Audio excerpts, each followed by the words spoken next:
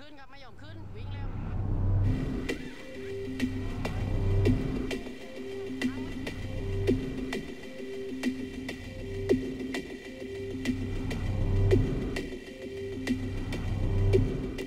Suurte inimkaotustega katastroofid on rasked nii ohvrite lähedastele kui ka ohvrite tuvastajatele. 2004. aastal Tais tsunami tagajärjel hukkunud isikute kindlaks tegemisel osalesid ka Eesti kriminaaleksperdid. Tais käisid meie kriminalistid, kes aitasid võtta sõrmejäljed surnukehadelt.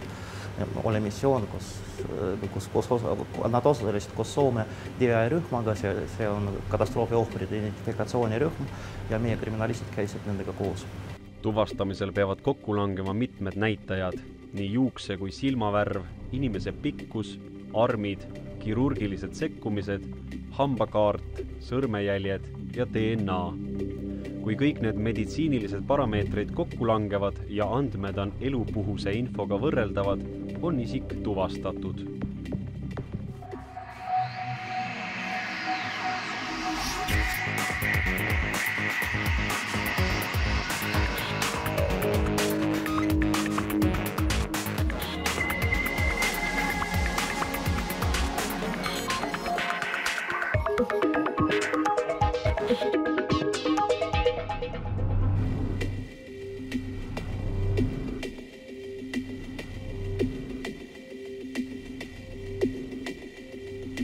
Tai tsunami ohvrite tuvastamine, aastaid Tallinna hirmu all hoidnud Lasnamäe pommimehe Märt Ringmaa ja kurikamõrvar Vjatšeslav Pajuki tabamine ning Tõnismäele teise maailmasõja ajal maetud sõdurite isikute kindlaks tegemine on vahest kõige tuntumad Eesti Kohtuekspertiisi Instituudi töövõidud.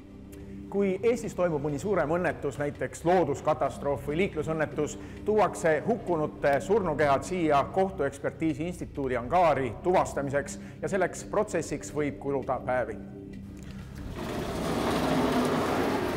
Kui tegemist on looduskatastroofiga või tegemist on tehnogeense katastroofiga või lennuõnnetusega ja meil meile saabub päris palju ohvrid, siis meie ülesanne on neid kiiresti tuvastada. Ja selleks meile abiks on üks aparaat nimega kompuutertomograaf, mille abil me saame kiiresti skaneerida kogu keha. Ja siis protseduur välja näeb niimoodi, et surnukeha paigutatakse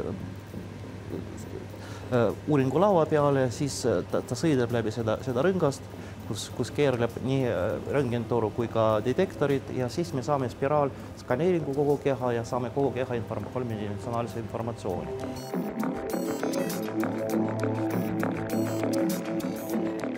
Kompuutertomograaf on arvutiga ühendatud röntgenaparaat, mis võimaldab inimkehast saada kihilisi ja ruumilisi kujutisi. See lõikab piltlikult öeldes inimese erineva paksusega väiksemateks seibideks, millest pannakse kokku pööratav kolmemõõtmeline pilt.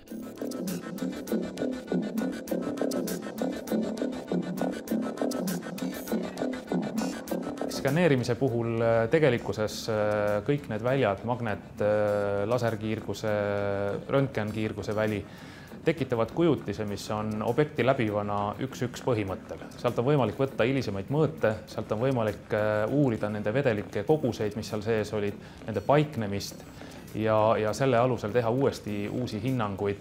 Nad toodavad tõendi, millele tegelikult ekspert ei ole mitte midagi sellel hetkel juurde pannud. See on nii, nagu asi on.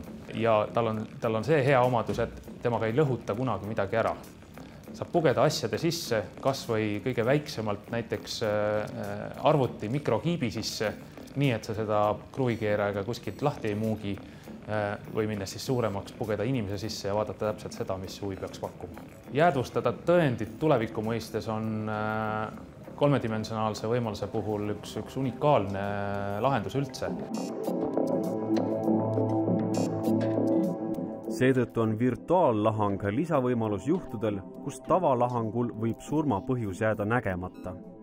Samuti saab vaadata erinevate objektide sisse ilma neid kahjustamata.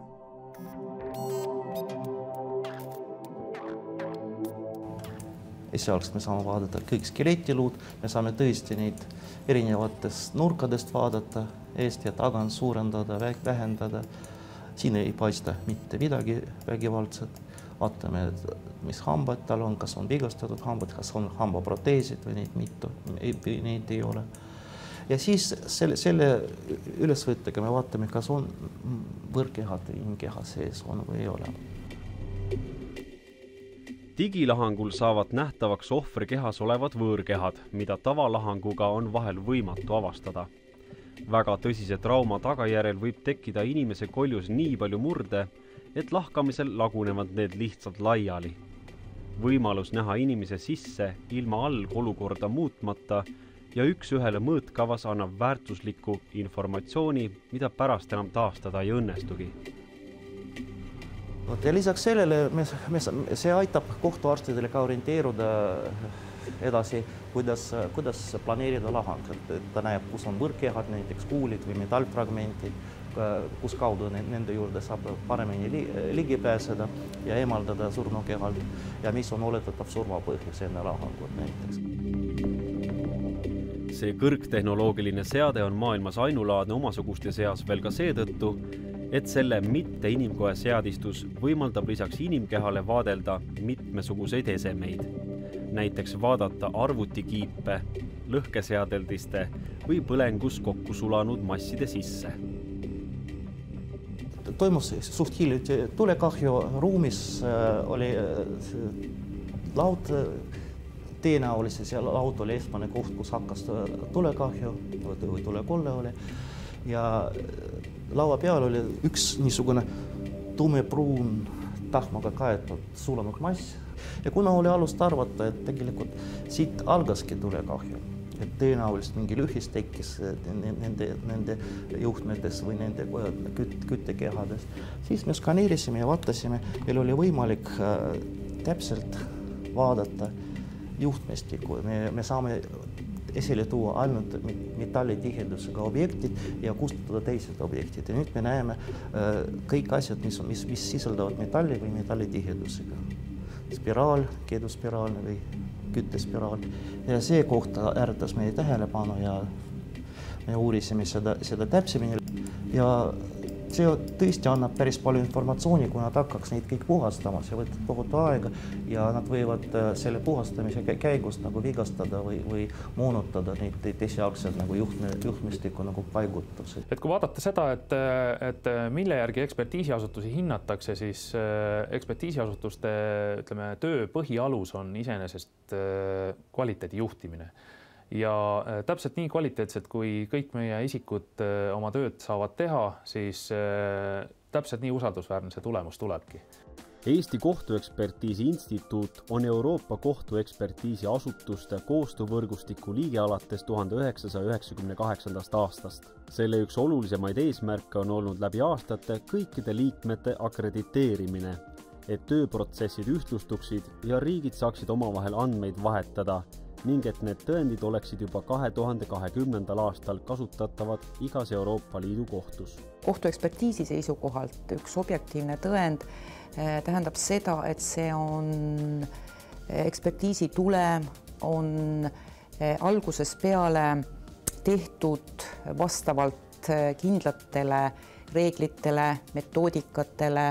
Need metoodikad on rahvusvaheliselt kontrollitavad. Kohtuekspertiis, tavamõistes on inimese jaoks väga paljuski seotud sellega, kui tihti ta on teleekraanil CSI filme vaadanud. Ja kui mõelda, et mis on meie asutuse selline kõige suurem vahe nendega, mida inimene näeb iga õhtu ekraanil, siis seal on ainult kaks terminit. Üks termin on aeg, ehk meie asutuses ei ole võimalik poole tunniga kuritegu lahendada, nii nagu nõuab teleeeter. Ja samamoodi ei tule printerist välja peale flakooni sissepanemist kohe vastus, et asi on nii, vaid et seal on teatud protsess taga, mis on kvaliteediprotsess. Ja teine asi on selle asja juures see, et kõik need ilusad vilkuvad märgid, kus mingid pildid jooksevad kõrvuti ja järsku hakkab üks punaselt sähvima, et siis selle punase sähvatuse peale peaks siis minema kohe kedagi arreteerima ja kurjategijad kätte saama, et päris nii lihtne see asi ei ole.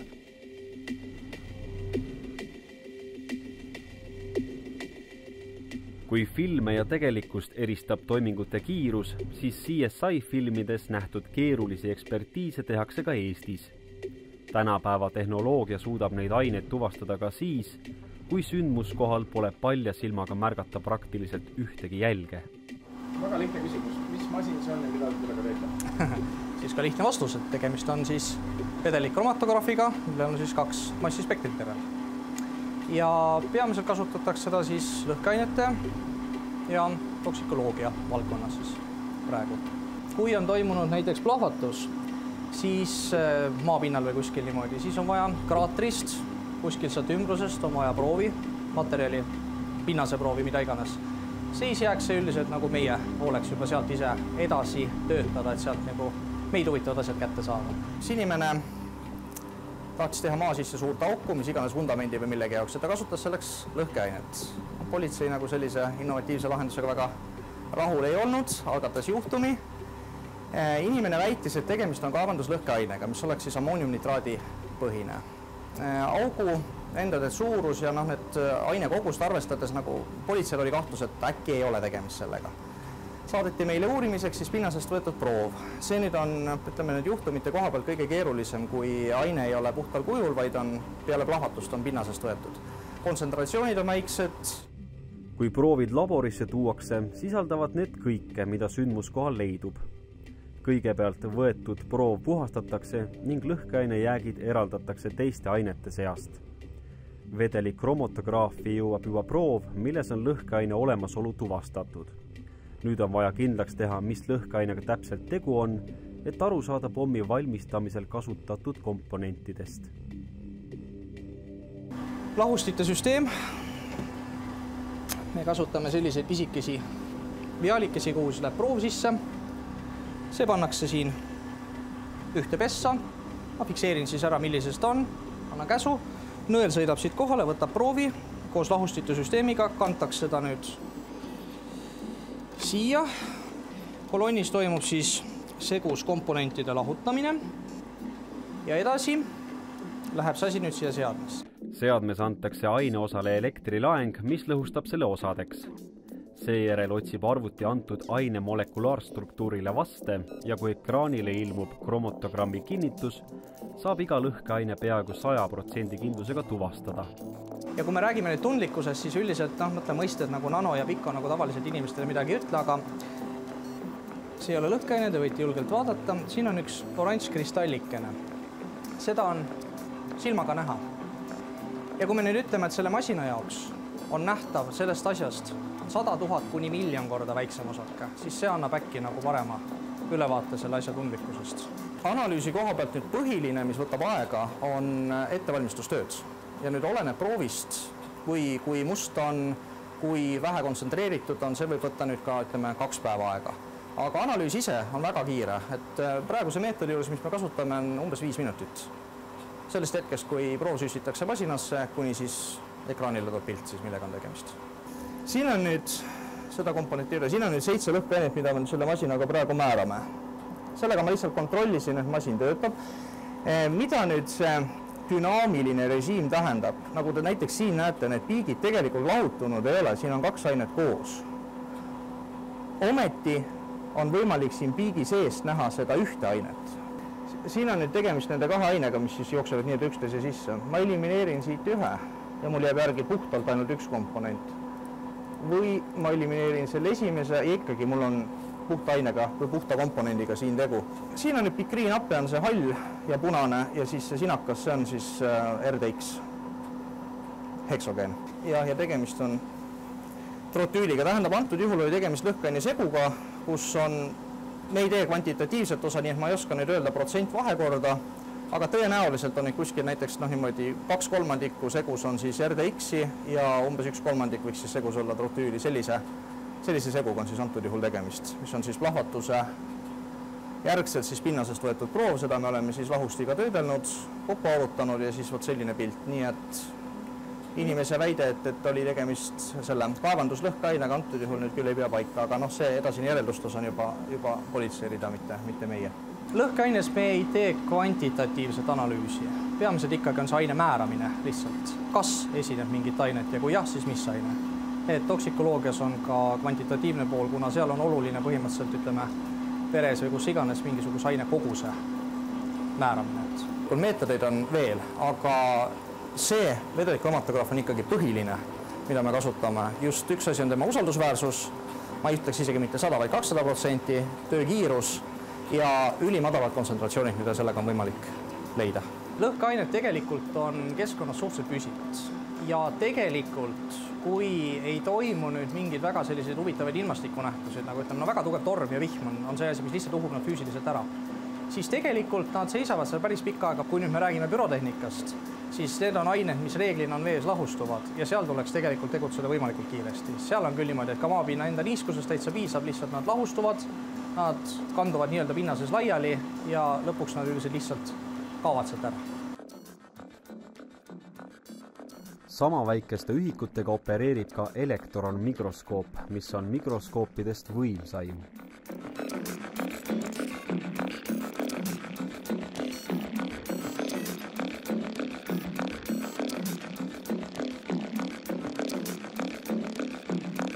Ja tuleb vahel ette sellist küsimust, kas ütleme, dokument on allkirjastatud enne või pärast printimist. See nüüd demonstreerib ühte niisugust elektronmikroskoobi eriomadust võrreldes valgusmikroskoobiga, kuna valguse käes on printeri tahm must. Ja seal selle musta tahma pinnal nüüd näha kirjutusvahendi joont või sinist tindijoont on peaaegu et võimatu. Aga just elektromikroskoobil on selline omadus, et seesama musta värvi tooner paistab heledana, vastupidi, peaaegu valgena. Aga siin on näha, et ühes kohas on mingisugust tumedat ladestust ja praod.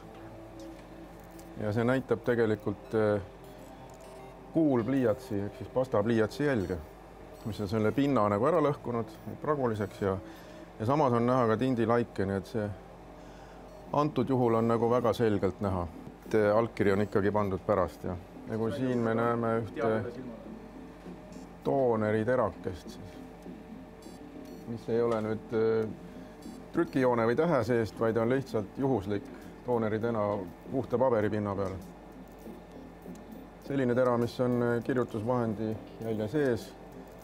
Siin on ka näha, et algselt ümaras olekujus osake on surutud lapikuks ja siin on ka näha treenitud silmnäärv, millest tindilaiku siin peale. See on palju suurendatud? Siin on ta kusagil 1500 korda suurendatud. Kaasaegsed elektromikroskoobid on ka juba muutunud nii kasutussõbralikuks, et on saanud juba eksperdi igapäevaseks töövahendiks, et enam ei ole vaja selle jaoks suurt teaduslaborit. Siin ekraani peal on meil nüüd jaotatud kaheks. Parempoolsel see triip on nüüd juuksekarv. Ja vasakpool on lihtsalt kusagilt pinna pealt võetud proov. See on siis näha mingisugust sodi ja mikroskoopilisi osakesi. Ehk siis ma tahan demonstreerida just võrreldes juuksekarvaga, mis on alati väga hea võrdlus, et kui väike või suur võrreldes juuksekarvaga mingi asi on, siis siin pildi peal on näha ühte mikroosakest võrrelduna juuksekarvaga. See saade võimaldab lisaks vaatlusele ka siis analüüsida selle väikese osakese elementide sisaldust, koostist, mis siis antud juhul iseloomustab jälge, mis tekib tulirelva kasutamisel. Tulirelva kasutamisel tekivad sellised mikroskoopilised osakesed, paiskuvad laiali, kaasa arvatud tulirelva kasutaja kätele, riietele. See tulirelva jälg koosneb sellistest kuni 1 mikromeetri suurustest osakestest, millel kõigil on siis iseloomulik spekter, mille järgi neid ära tuntakse. Sageli meie tulem on kohtus üks tõend, mille alusel siis kasutades teisi neid kohtutõendeid, siis see otsus tehakse, nii et kindlasti ei saa ma teile öelda, et kui tugev või on see ainuke tõend, aga ma julgen küll nüüd öelda, et mõnes või mõnel juhtumil võib see osutuda tõesti ainukeseks selliseks tõendik, mille alusel saab inimesest süüdi mõista.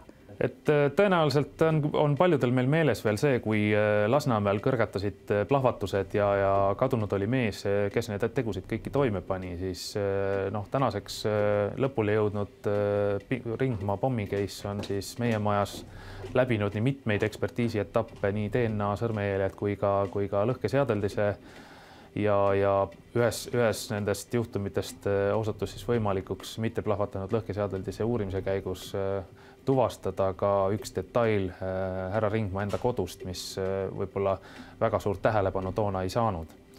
Et tegemist oli pisikese transistori suurusega väikese pommimehhanismi detailiga, mis väikeste jalgadega kinnitades plaadi külge osutas mingisugust funktsiooni plahvatamise käivitamiseks. Küll aga oli see seadme küljest ära rebitud ja koju ununenud härrale ja nende, ütleme siis mikroskoopiliste jälgede omavahelise kokkupanekuga, mis plaadilt ära rebitud tüki küljest ja teise plaadi küljest kokku korjati, oli võimalik öelda, et need on kunagi moodustanud ühtse terviku ja said olla ainult selle inimesega koos ühes tervikus. Nimetatud seade oli 1980-ndatel USA-s toodetud lauakalkulaator, mille elektriskeem leiti lõhkemata pommi detailide seast. Raam aga Ringmaa kodust. Ekspertide hinnangul ühendasid neid kahte asja juhtmed, mille otsad nende 500-kordsel suurendamisel omavahel täpselt kokku sobitusid. Ja siis meie ülesanne oli üksikute juhtmekiudude murdepinnad panna kokku. See juhtmekiu läbimõõt oli 0,2 millimeetrit. Siin on siis näha see metalli murdepind ja ülesanne oli 2 juhtme kokku panemine.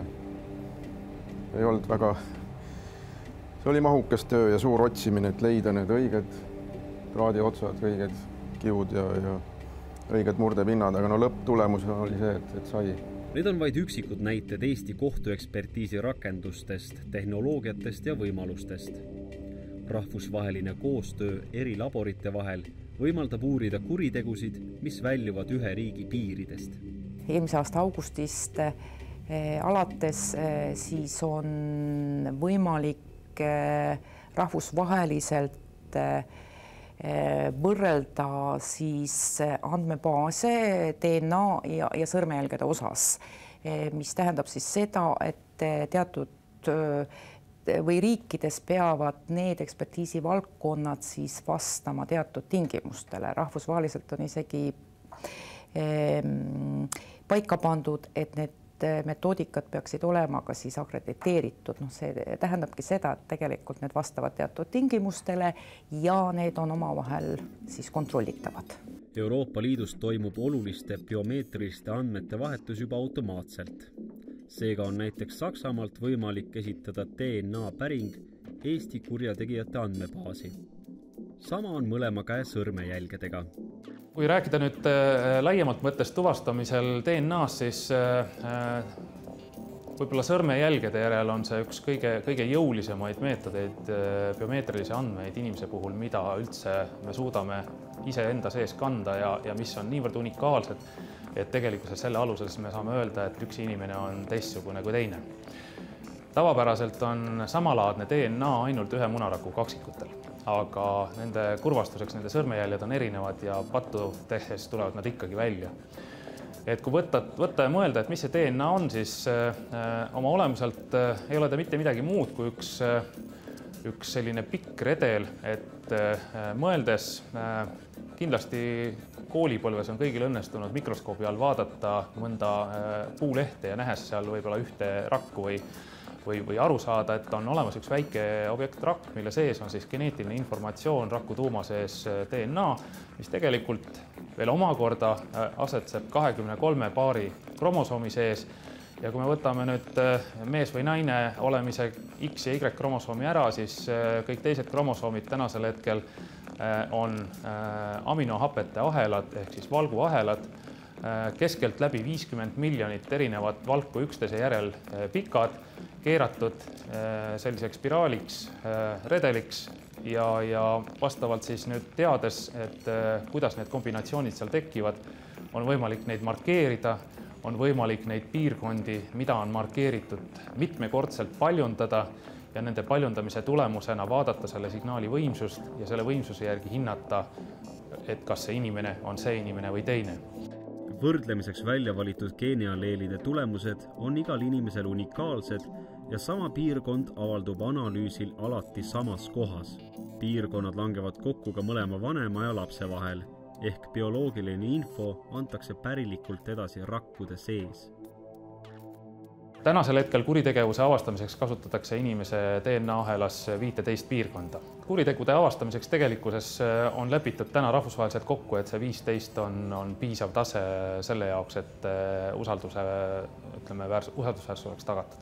Kui me tuleme tagasi veel korra selliste väga õnnestunud juhtumite juurde, kus DNA-d on võimalik eristada, siis kas või seesama pronksi ööl välja kaevatud Nõukogude sõdurid, kes anti omastele tagasi, siis tegelikult kõigi välja kaevatud juhtumite puhul õnnestus peale mitmekümne aastast vahet DNA kätte saada, täielik profiil ja selle alusel võrrelda siis sobilikke soovivaid omakseid ja neile anda see surnukeha tagasi. Tihe rahvusvaheline koostöö toimib ka võltsingute valdkonnas. Võltsimisskuritegudest on saanud äri. Võltsitakse passe, ID-kaarte, maksumärke, raha ja viimasel ajal ka digiallkirja. Ehk kõike seda, mida inimene ise loonud on, oskab ta järgi teha. Täpselt nii palju, kui kurjategijad meile ette dikteerivad, millist tehnoloogilist taset me peame saavutama, siis täpselt seda sammu meie peame siin astuma. Eesti Kohtuekspertiisi Instituudis on aastate jooksul välja kujunenud suure potentsiaaliga teadusgrupp. Aktuaalseid teemasid on palju ja elu pakub juurde aina uusi aineid ja materjale, mille uurimiseks puudub tihti metoodika. Need töötatakse välja instituudi teadlaste poolt või kolleegide abil ekspertvõrgustikus, kuhu kuulub üle 60 labori üle Euroopa. Instituudi edukust näitab ka see, et koostööd tehakse kogu maailma juhtivate ekspertidega Saksamaalt ja Hollandist ja FBI-ga Ameerika Ühendriikidest. Alates maikuust hakkab Euroopa kohtuekspertiisi laborite katusorganisatsiooni juhtima Üllar Lanno. See ametikoht toob Eesti ka maailma koosolekul pildile, kus osalevad 6 kontinendi võrgustike juhid.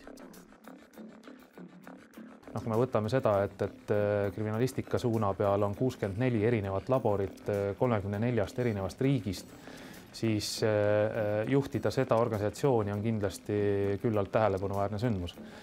Teisalt, kui ma võtan jälle oma kolleegi asedirektor Marika Väli, kes on kohtuarstinduses jõudnud täpselt samamoodi Euroopa 5 siis väljavalitu hulka, kes koordineerivad ja juhivad seda tööd, kuhu valdkond liigub, siis ega seal midagi muud vahet ei ole, kui kohtuarstinduse valdkond on veel umbes 10 korda suurem kui kriminalistika valdkond.